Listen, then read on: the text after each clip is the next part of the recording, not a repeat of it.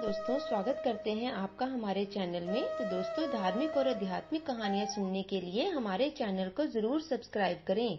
दोस्तों, आज की कहानी का नाम है स्वर्ग का द्वार। सुबह का समय था। स्वर्ग के द्वार पर 4 आदमी खड़े थे। स्वर्ग का द्वार बंद था। चारों इस इंतजार में थे कि स्वर्ग का द्वार खुले और वे स्वर्ग के भीतर प्रवेश कर सकें। थोड़ी देर बाद द्वार का प्रहरी आया। उसने स्वर्ग का द्वार खोल दिया। द्वार खुलते ही सभी ने द्वार के भीतर जाना चाहा, लेकिन प्रहरी ने किसी को भी भीतर जाने नहीं दिया और उन्हें वहीं पर ही रोक दिया। तुम लोग यहाँ क्यों खड़े हो? प्रहरी ने उन आदमियों से प्रश्न किया। उन चारों आदमियों में से 3 ने उत्तर दिया, हमने बहुत दान पुण्य किए हैं, हम स्वर्ग में रहने के लिए आए हैं। चौथा आदमी मौन खड़ा था। प्रहरी ने उससे भी प्रश्न किया, तुम यहाँ क्यों खड़े हो? मैं सिर्फ स्वर्ग को झांककर एक बार देखना चाहता था। उस आदमी ने कहा, मैं अच्छी तरह जानता कि मैं स्वर्ग में रहने के काबिल नहीं हूँ, क्योंकि मैंने कोई दान पुण्य नहीं किया। प्रहरी ने चारों आदमियों की ओर ध्यान से देखा। फिर उसने पहले आदमी से प्रश्न किया, तुम अपना परिचय दो और वह काम बताओ जिससे तुम्हें स्वर्ग में स्थान मिलना चाहिए। वह आदमी बोला, मैं एक राजा हूँ। मैंने तमाम देशों को जीता है और मुझे अपनी बहादुरी पर बहुत ही अभिमान है। मैंने अपनी प्रजा की भलाई के लिए बहुत से मंदिर, मस्जिद, नहर, सड़क, बाग बगीचे आदि का निर्माण भी करवाया तथा कई ब्राह्मणों को मैंने दान भी दिए। प्रहरी ने प्रश्न किया, दूसरे देशों पर अधिकार जमाने के लिए तुमने जो भी लड़ाइयाँ लड़ी, उनमें तुम्हारा खून बहा या तुम्हारे सैनिकों का? उन लड़ाइयों में तुम्हारे परिवार के लोग मरे कि दोनों ओर की प्रजा मरी? दोनों ओर की प्रजा मरी, उत्तर मिला। तुमने जो दान किए प्रजा की भलाई के लिए, सड़कें, कुएं, नहरें आदि बनवाई, वह तुमने अपनी मेहनत की कमाई से किया या जनता पर लगाए गए कर से? इस प्रश्न पर राजा चुप हो गया। उससे कोई उत्तर ना देते बना। प्रहरी ने राजा से कहा, लौट जाओ, यह स्वर्ग का द्वार तुम्हारे लिए नहीं खुल सकता।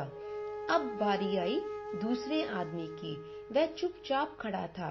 वो सोच रहा था प्रहरी उससे क्या प्रश्न करेगा। प्रहरी ने उससे भी अपने आप बारे में बताने को कहा। दूसरे आदमी ने कहा, मैं एक व्यापारी हूँ। मैंने व्यापार में अपार धन संग्रह किया, सारे तीर्थ घूमे, खूब दान भी मैंने किए हैं। तुमने जो दान किए, जो धन तुमने तीर्थों में जाने में लगाया, वह पाप की कमाई थी, इसलिए स्वर्ग का द्वार तुम्हारे लिए भी नहीं खुलेगा। प्रहरी ने व्यापारी से कहा। अब प्रहरी ने तीसरे आदमी से अपने बारे में बताने को कहा। तुम भी अपना परिचय दो और वह काम भी बताओ जिससे तुम स्वर्ग में स्थान प्राप्त कर सको। तीसरे आदमी ने अपने बारे में बताते हुए कहा, मैं एक धर्म गुरु हूँ। मैंने लोगों को अच्छे अच्छे उपदेश दिए। मैंने हमेशा दूसरों को ज्ञान की बातें बताई एवं अच्छे मार्ग पर चलने हेतु प्रेरित भी किया है। प्रहरी ने धर्म गुरु से कहा, तुमने चंदे के पैसों से पूजा स्थलों का निर्माण करवाया। तुमने लोगों को ज्ञान और अच्छाई की बातें तो जरूर बताई, मगर तुम स्वयं उपदेशों के अनुरूप अपने आप को न बना सके। तुमने स्वयं उन उपदेशों का पालन किया, स्वर्ग का द्वार तुम्हारे लिए भी नहीं खुलेगा। अब चौथे आदमी की बारी आई।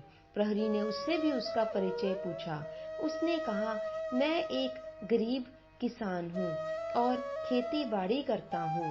उस आदमी ने विनम्रता पूर्वक उत्तर दिया, मैं जीवन भर अपने परिवार के भरण पोषण हेतु स्वयं पैसों के अभाव में तरसता रहा।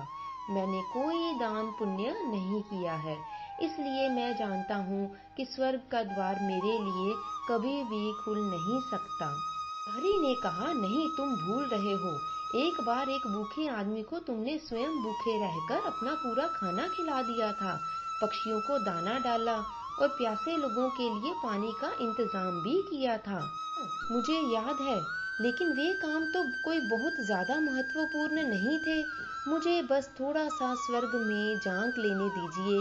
मुझे यही देखना है स्वर्ग कैसा होता है।